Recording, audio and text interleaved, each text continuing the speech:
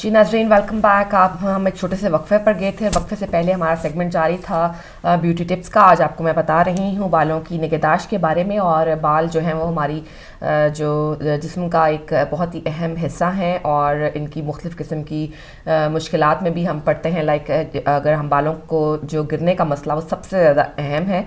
बालों को खुश्की जो है बालों के अंदर जो पाई जाती है उसकी वजह से भी बालों की जो गिरने की रफ्तार है वो बढ़ जाती है। बाल खुश्क हों तो ना सिर्फ वो रूखे पीके सब यूँ समझे कि खुश्की एक ऐसी चीज़ है स्काल्प पर होना जिसकी वजह से आपके बाल में बहुत सारी प्रॉब्लम्स पैदा हो सकती हैं। वो रूखे पीके दिखाई देते हैं, उनमें मॉइस्चर नहीं होता, गिरने लगते हैं और बेजान लगते हैं, कमज़ोर हो जाते हैं, टूटने लगते हैं। तो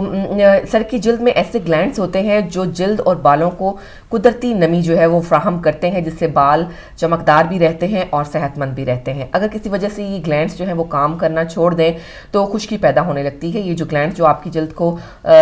मॉइस्चर फ्राहम करते हैं, वो ग्लैंड्स अगर किसी वजह से जो है उनकी किसी भी किस्म की कोई कमी आ जाए, आपकी ग़िज़ा में कोई कमी आ जाती है या आपकी लाइफस्टाइल में कोई बड़ी चेंज आ जाती है जिसकी वजह से ग्लैंड्स जो हैं वो काम करना बंद कर दें, तो आपकी जो स्किन है वो खुश्की जो है उसमें पैदा होने लगती है। और सर्दियों में, सर्द मौसम में ये शिकायत जो है ये बढ़ जाती है, जिसकी वजह से इसकी बहुत सारी वजूहात हैं जैसा कि मैंने आपको जिनमें से कुछ बताई हैं। लेकिन थोड़ी सी मेहनत और एहतियात से अगर बालों को खुश्की से बचाया जा सकता है। ऐसी बात नहीं है कि आप इसका तदारुक नहीं कर सकते। जैसे मैंने आपको पहले बताया कि गर्म पानी से सबसे पहले तो आप ये कि इस बात को अपनी ज़िंदगी का हिस्सा बना लें कि आप बहुत गर्म पानी से अपने बालों को नहीं धोएंगे। कोशिश करें कि आप ठंडे पानी से धोएं। और अगर आप ठंडे पानी से नहीं धोना चाहते तो नीम गर्म पानी से ज़्यादा जो है वो आप बालों को उससे ज़्यादा गर्म पानी से मत धोएं। सर्दियों में कम पानी जो हम इस्तेमाल करते हैं, नहीं पीते, प्यास नहीं लगती और सर्दी का एहसास रहता है, ये भी बहुत बड़ी वजह है ग्लैंड्स के जो है वो बंद हो जाने की और वो उसमें मॉइस्चर की कमी हो जाने की। और पसीना नहीं आता जब सर्दियों में, ज़ाहिर है हम एक्सरसाइज नहीं करते और जो हमारी जो एक्टिविटीज़ होती हैं चलने फिरने की वो कम हो जाती हैं, हो जाएँ तो भी उसकी वजह से जो मसाम है वो बंद हो जाते हैं और पसीना नहीं आता। ये भी बड़ी वजह है बालों के ख़राब होने की। और इस मसले पर काबू पाना बहुत ज़रूरी है, वरना आपके बाल जो हैं वो गिरते चले जाएंगे और खुश्की में इजाफा होता चला जाएगा। इसके अलावा हफ्ते में इस बात को अपनी जो रूटीन का 2 दफ़ा हिस्सा बना लीजिए कि आप हफ्ते में 2 दफ़ा एटलीस्ट सर का मसाज करें। किसी भी अच्छे से ऑयल के साथ, किसी भी प्योर ऑयल के साथ अपने सर का मसाज करें और आप देखेंगे कि चेंजेस आपके बालों में बहुत तेज़ी से आ रही होंगी। आपके बाल गिरना बंद हो जाएंगे, उनमें चमक पैदा हो जाएगी। और शैम्पू जो है उसका इस्तेमाल आप हफ्ते में 2 बार से ज़्यादा नहीं करें, क्योंकि शैम्पू में से केमिकल्स पाए जाते हैं जो आपकी बालों की जो नेचुरल जो ऑयल्स होते हैं उनको ख़त्म कर देते हैं और आपकी जो स्काल्प है वो ज़्यादा ड्राई हो जाती है। हफ्ते में आपने शैम्पू जो है वो सिर्फ 2 बार करना है और शैम्पू करने के बाद कंडीशनर ज़रूर लगाएं। कोशिश करें कि जो कंडीशनर है वो आप बालों की जड़ों में नहीं बल्कि थोड़ा सा उनसे नीचे लगाएं और फिर उनकी जो एंड है बालों के वहाँ तक लगाएं, क्योंकि कंडीशनर इटसेल्फ जो है वो बालों की जो रूट्स हैं उनके लिए अच्छा नहीं होता। लेकिन कंडीशनर लगाना भी ज़रूरी है। ज़ाहिर है कि वो आपके बाल जो उलझ चुके होते हैं उनको संवारने के लिए फिर जब आप जोर लगाते हैं, कंघी इस्तेमाल करते हैं, ब्रश इस्तेमाल करते हैं तो बालों के टूटने के चांसेस जो है वो ज़्यादा बढ़ जाते हैं। इसलिए बेहतर है कि आप कंडीशनर का हल्का इस्तेमाल जो है वो ज़रूर करें। सरसों का तेल जो है वो बहुत ही मुफीद है। अगर आप सरसों के तेल को दही और अंडे के साथ मिलाकर बालों में लगाएं तो आपके बाल बहुत सेहतमंद हो जाएंगे। अंडा इस तरह से कि एक बर्तन में आप 2 चम्मच जो है वो सरसों का तेल डाल लें और 3 चम्मच दही के डाल लीजिए और 1 अंडा मिक्स कर लें और इस आमेज़े को आप बालों की जड़ों में लगाएं। कुछ देर के लिए इसको कम से कम 1 घंटे के लिए आप इसको इस तरह से छोड़ दीजिए और उसके बाद सर धो लें। हर 1 महीने में 1 दफ़ा अगर आप ये अमल कर लेते हैं तो आपके सर की जो खुश्की है वो बिल्कुल दूर हो जाएगी। और ज़ाहिर है फिर जिसको नेचुरल जो उसके विटामिन्स और ऑयल्स जो हैं वो आपकी बालों को जड़ों को मिलेंगे तो आपके बाल भी जो हैं वो ज़्यादा फले फूलेंगे और ज़्यादा चमकदार रहेंगे और गिरने से भी महफूज रहेंगे। इसके अलावा जो है आप बालों को अगर कंघी करें, यानी दिन में 2-3 बार अगर आप उसे कंघी करें या ब्रश करें हेयर ब्रश से, तो भी बहुत फ़ायदा हासिल होता है। खुश्की जो है उसमें कमी पैदा होती है। बालों में कंघी करने से ज़ाहिर है दौरान खून जो है वो बढ़ जाता है और चिकनाई पैदा होती है। चिकनाई पैदा करने वाले ग्लैंड्स जो हैं वो हरकत में आ जाते हैं और जो मुनासिब एक मिकदार जो हमेशा चाहिए होती है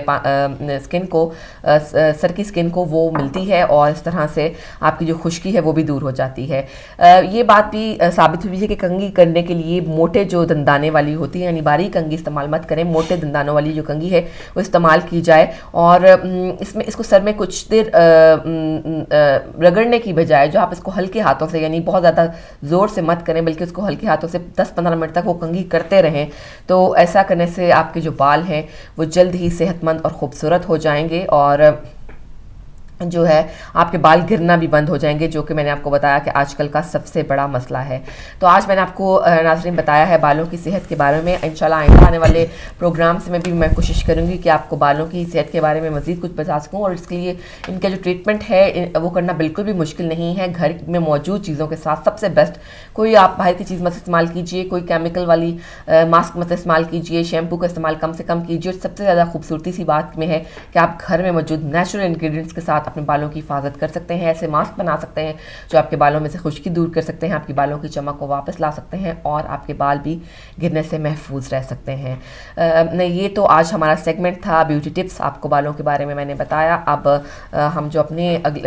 اس آور کا جو اگلا سیگمنٹ ہے اس کے لیے ہم علی بھائی کی طرف چلیں گے۔ ناظرین،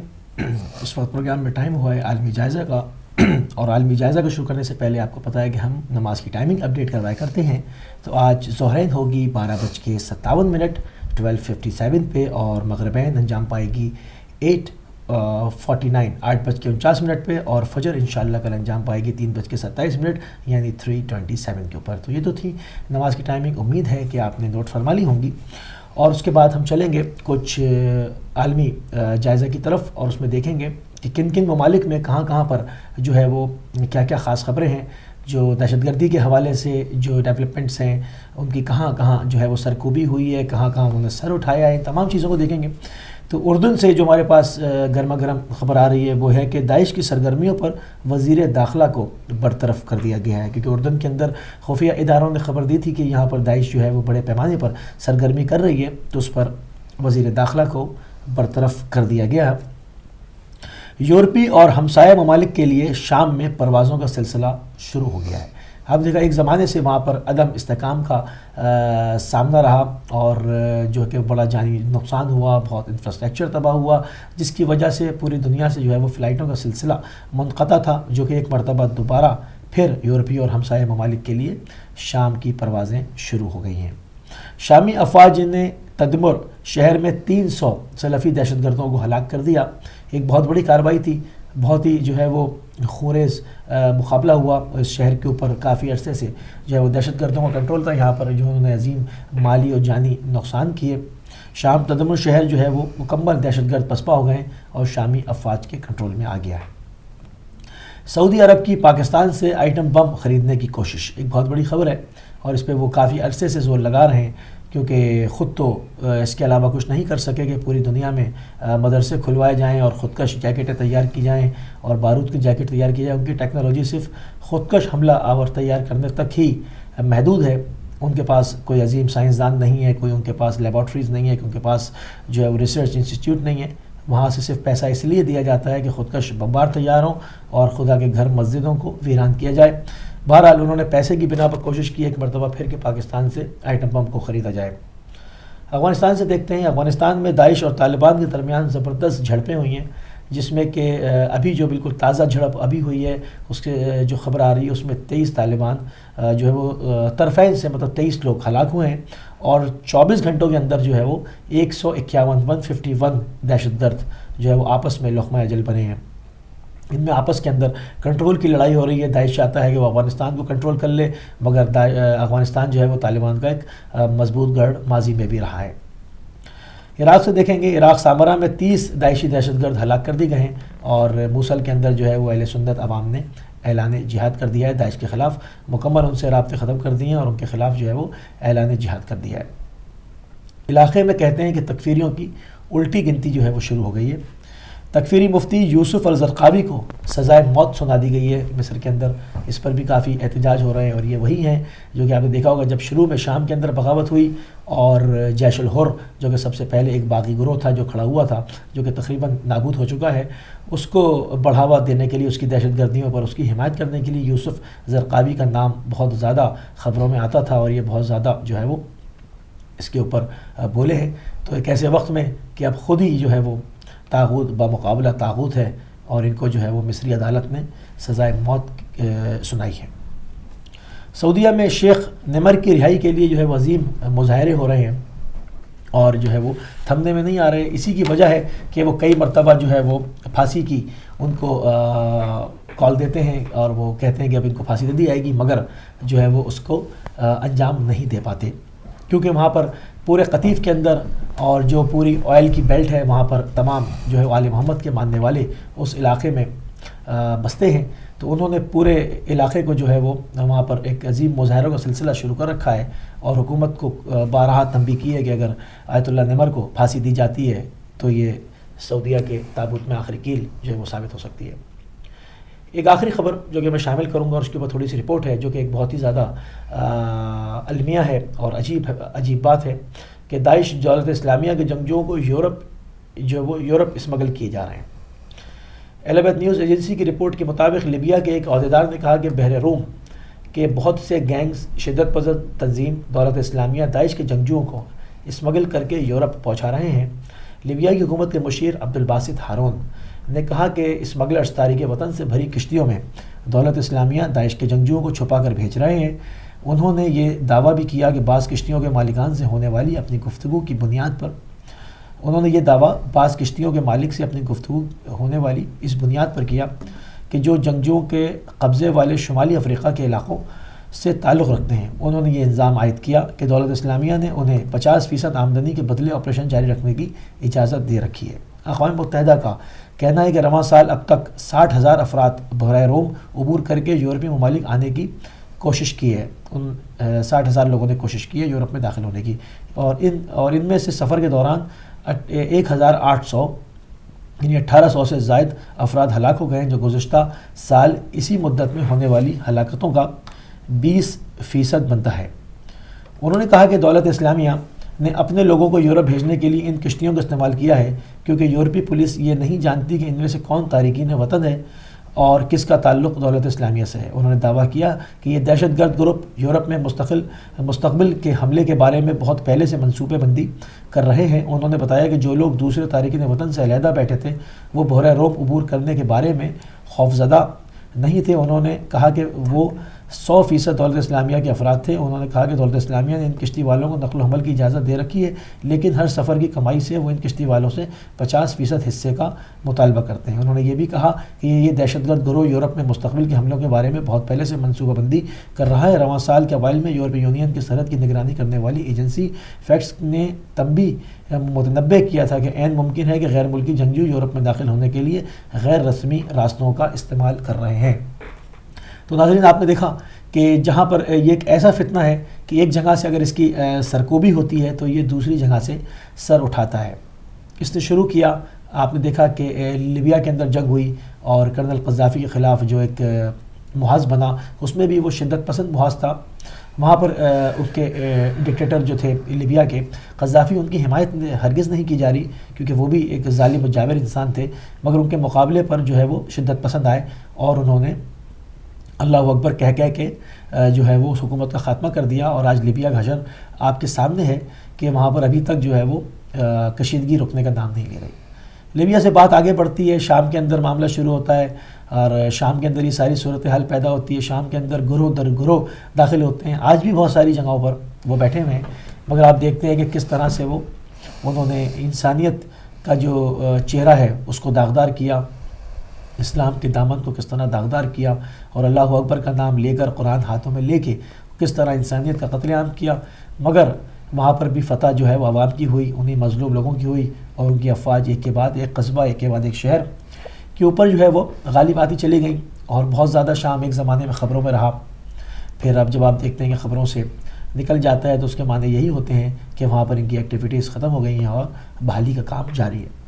پھر عراق کا شور اٹھا، پچھلے سال آپ نے دیکھا کہ کس طرح موصل کے اندر داخل ہوئے اور مختلف جگہوں پر اور کس طرح اندھادھند فائرنگ کی گئی، کس طرح لوگوں کو ذبح کیا گیا، کس طرح زمین میں درگور کیا گیا۔ یہ تمام صورتحال بھی پوری میڈیا سے، اب میڈیا کا دور ہے، کسی سے ڈھکی چھپی نہیں ہے، دنیا کے تمام نیوز چینل سے دکھایا، مگر وہاں پر بھی انجام جو ہے وہ تکفیریت کا قلع قمعی ہوا۔ پھر وہاں سے انہوں نے جب دیکھا کہ اب ان کا معاملہ بالکل ختم ہو گیا اور ان کو رہنے کی جگہ اب نہیں ہے، تو ان کو افریقہ جو ہے وہ ٹرانسپورٹ کیا گیا، وہاں سے ان کو ادھر اسمگل کیا گیا۔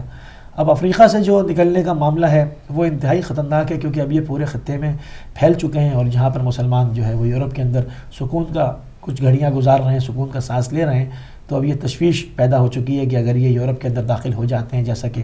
میں نے رپورٹس آپ کے سامنے پڑھی کہ 60,000 افراد نے، انہوں نے خود ایڈمٹ کیا ہے کہ 60,000 افراد نے جو ہے وہ یورپ کے اندر داخل ہونے کی کوشش کی ہے، اور اس میں نہیں شناخت ہو پا رہی کہ اس میں تارکین وطن کون ہیں اور دہشت گرد کون ہیں، کیونکہ یہ حلیہ بدل کے جو ہے وہ وہاں سے اسمگلرز کے ساتھ داخل ہو رہے ہیں۔ اگر یہ یہاں داخل ہو جاتے ہیں اور یہاں پر ایسی کارروائیاں کرتے ہیں تو مسلمانوں کے لیے اور جو ہے یہاں پر بھی ایک بہت بڑا جو ہے وہ المیہ کھڑا ہو سکتا ہے۔ تو یہ تمام چیزیں پیش کرنے کا مقصد تمام لوگوں کے اذہان کے اندر یہ بات منتقل کرنا ہے کہ آپ اپنے بچوں کو، اپنے گھر والوں کو ایسے لوگوں سے جو مشکوک ہوں، جن کے خطبوں کے اندر دہشت گردوں کی حمایت ہو اور ان کو شہید کہا جاتا ہو، ان کے لیے فاتحہ کرائی جاتی ہو، ان سے دور رکھیں، خود بھی دور رہیں، اپنے گھر والوں کو بھی دور رکھیں، تاکہ کم از کم آپ جو ہے وہ ان کا لقمہ نہ بن سکیں۔ اگر قوم جو پوری امت ہے وہ تمام تعصبات سے بالا تر ہو کر اور یہ کہ ایک جھنڈے کے نیچے آ جاتی ہے، یعنی وہ ٹھیک ہے اپنی اپنی فقہوں پر عمل کرتے رہیں، مگر اسلام کی جو ہے وہ معاملات کو سمجھ جاتے ہیں کہ ہمارے کس ایکشن سے، ہمارے کس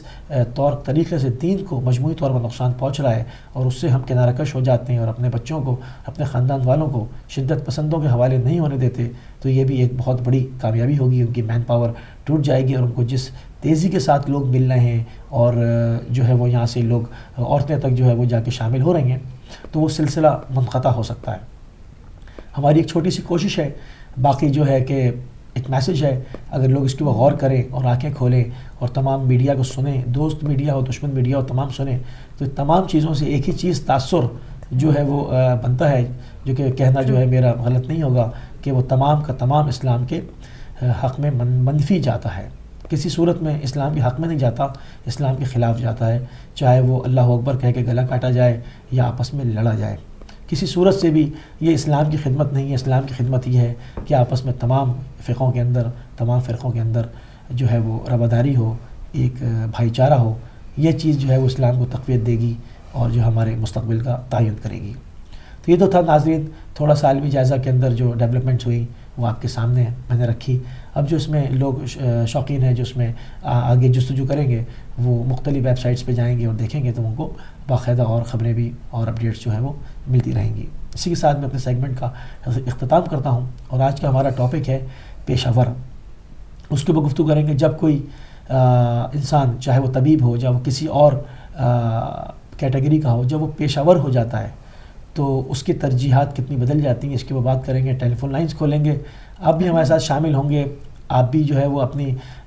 جو آپ بیتی ہے، جو کہ آپ کو جہاں پر پیشہ ور لوگوں سے آمنا سامنا ہوا اور آپ کو اس پہ مایوسی ہوئی، آپ بھی اپنا جو ہے وہ احوال ہمیں سنائیں گے، ہم بھی اس کے اوپر گفتگو کریں گے۔ چلیں گے سسٹر سحر کی طرف۔ جی علی بھائی، بہت شکریہ، آپ نے بہت تفصیلی جائزہ جو ہے وہ پیش کیا، اور بہت ساری باتیں مجھے آپ سے سننے کو ملتی ہیں، نئی خبر سننے کو ملتی ہیں، اور واقعی بہت دلچسپ اور ہوتی ہیں باتیں، اور بہت ہم باخبر رہتے ہیں آپ کے اس سیگمنٹ کی وجہ سے۔ ناظرین، جیسا کہ آپ کو بتایا علی بھائی نے کہ آج ہمارا ٹاپک ہوگا پیشہ ور، یعنی کہ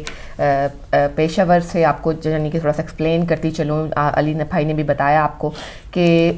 یہ ہم بات کر رہے ہیں اس سٹیج کی جب تمام جو لوگ، وہ لوگ جو مسیحاؤں کا کردار ادا کرتے ہیں انسانوں کے لیے، جب وہ اس کو ایک اپنے ہی جو پیشے ہیں ان کو اس طرح سے لیتے ہیں کہ وہ ان کے لیے مسیحائی کم جاتی ہے، بلکہ دوسروں کے لیے عذاب اور مشکل میں ان کو زیادہ ڈال دیتے ہیں۔